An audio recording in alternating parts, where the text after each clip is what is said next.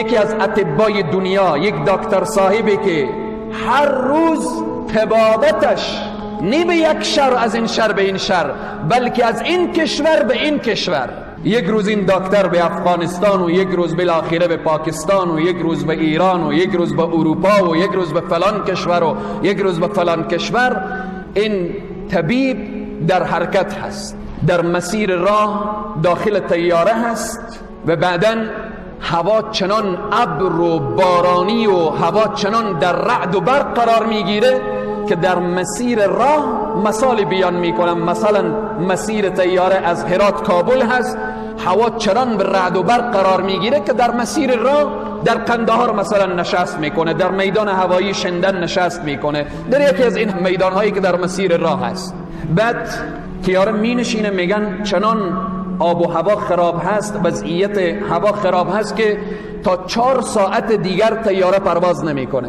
بعد دکتر پرسان میکنه که من به فلان شهر میروم، چند ساعت راه به موتر هست؟ میگوین 2 ساعت راه میشه. میگه از این که من 4 ساعت را انتظار بکشم که پس به طیاره برم، 2 ساعت را به موتر طی میکنم. به موتر می نشینه، حرکت میکنه، در مسیر راه 1 ساعت میره، در یک دشت و بیابان قرار میگیره، چنان رعد و برق و باران فشار میاره که موتر هم میگرفته نمیتوانم. و بعداً در یکی از قشلاقها در یک قریه فقیرنشین در آنجا پناه میبره این دکتر که فقط به خاطر که پناه ببره از دست رعد و برق و باران. داخل یک خانه میشه، میبینه یک مادر پیرزال نشسته هست رو به طرف قبله و دست به دعا هست و بعداً یک فرزند مریضی در کنج خانه افتاده هست. سلام مادر، حال شما خوبه؟ الحمدلله. و بعداً پرسان میکنه این طفل از کی هست؟ گفت این نواسه من هست، این فلان مریضی را داره. تمام اطبایی که در این اطراف ما هستن ما را جواب دادن، فقط برای من گفتن که تو میتوانید، یک دکتریه که یک روز به اروپا هست، یک روز به آسیا هست، یک روز به آفریقا، اگر میتوانید نواسه خود را با این طبیب برسانید این مشکلش حل میشه، اگر نتوانید این از بین میره. من نگاه کردم، نه سرمایه دارم، نه وسیله دارم، نه کسی را میشناسم. از علما شنیدم که حل مشکلات استغفار هست. کنج این خانه نشستم و فقط استغفر الله میگویم.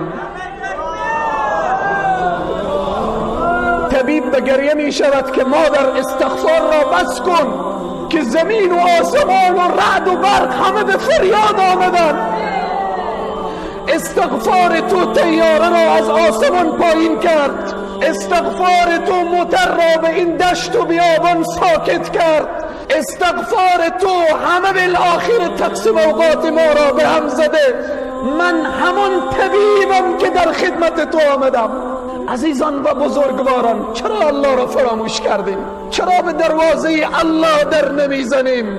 اگر داخل محبسی برادر مسلمان استغفار بکن، والله قسم دروازه های محبس به روی تو باز میشه.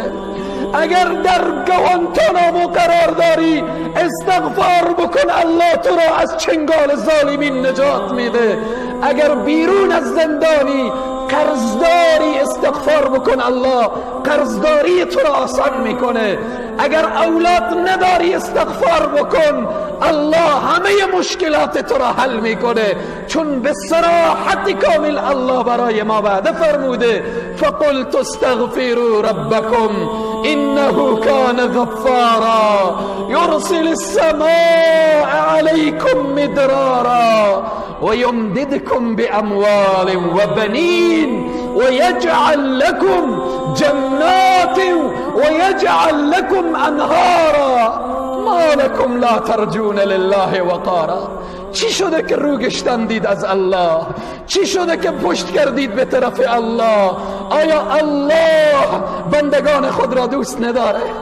اللهی که به استغفار یک پیرزن این رعد و برق را به وجود میاره، امروز همان الله که هیچ تغییری در ذات او نیامده و نمیآیه و نخواهد آمد.